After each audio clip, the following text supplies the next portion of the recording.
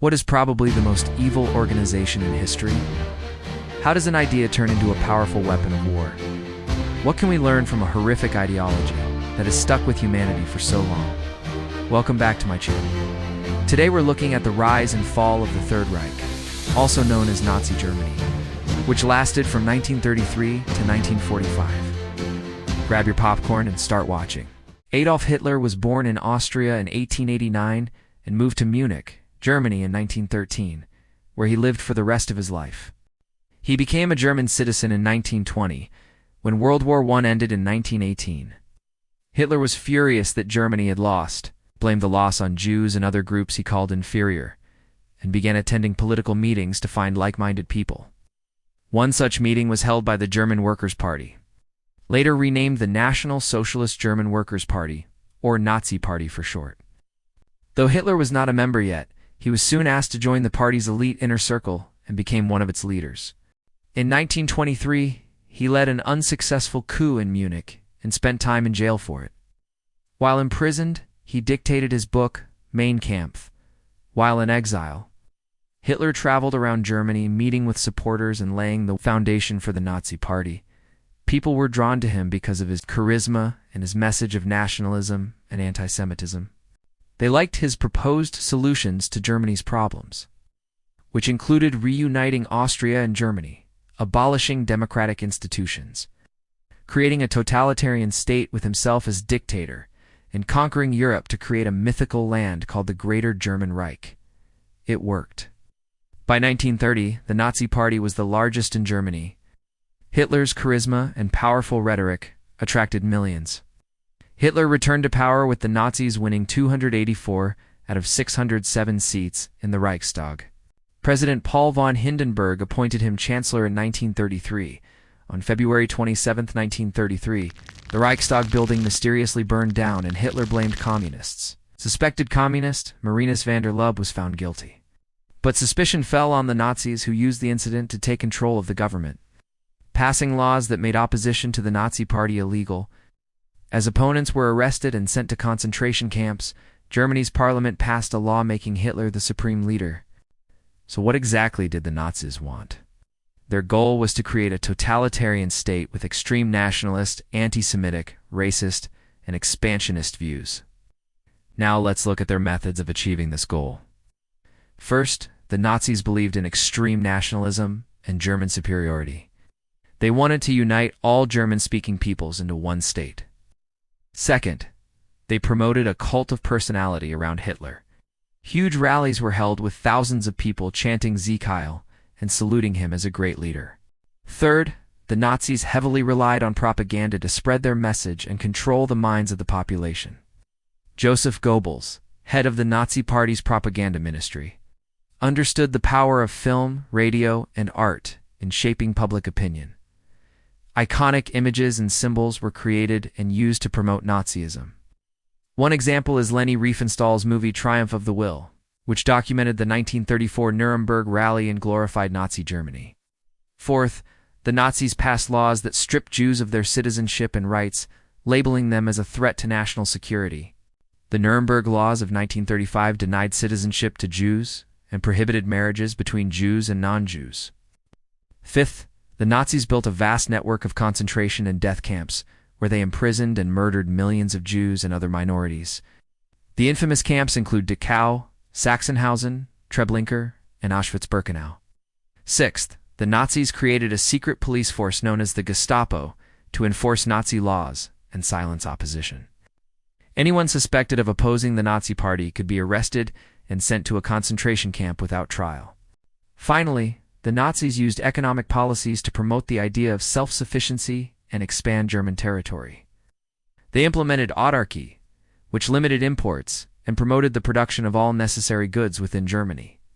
This policy encouraged expansion into other countries to acquire raw materials and agricultural products. In 1936, Hitler remilitarized the Rhineland, breaking the Treaty of Versailles. No one stopped him. France and Britain wanted to avoid another war after the devastation of World War I. And besides, remilitarization seemed like a small violation. Hitler began to annex territory, taking Austria in 1938 and the Sudetenland region of Czechoslovakia the same year. France and Britain still did nothing. They thought Hitler had finally been appeased, but Hitler wanted more. He set his sights on Poland. On September 1st, 1939, German troops crossed into Poland. 2 days later, Britain and France declared war on Germany. Within weeks, Poland fell, and the war had begun.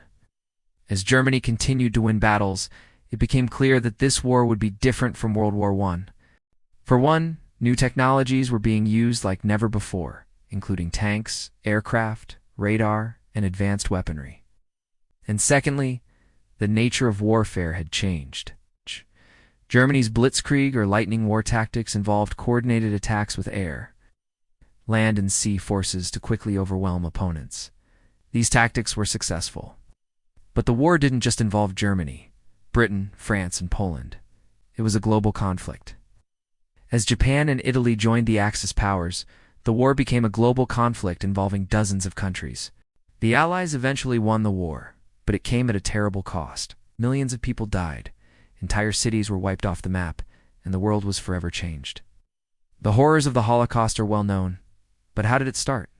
The Nazi plan to exterminate European Jews did not begin immediately. Rather, it evolved over time.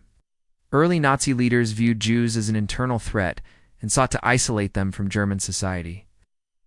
However, as Hitler rose to power, his anti-Semitic views became increasingly extreme. His 1925 book, Hitler's Table Talk, reflects this shift, as it contains some of the earliest evidence of his evolving genocidal ideas. Hitler's personal secretary recorded his conversations, providing insights into his mindset during a critical period in history. According to these recordings, Hitler's anti-Semitic views were deeply rooted, going beyond traditional prejudices.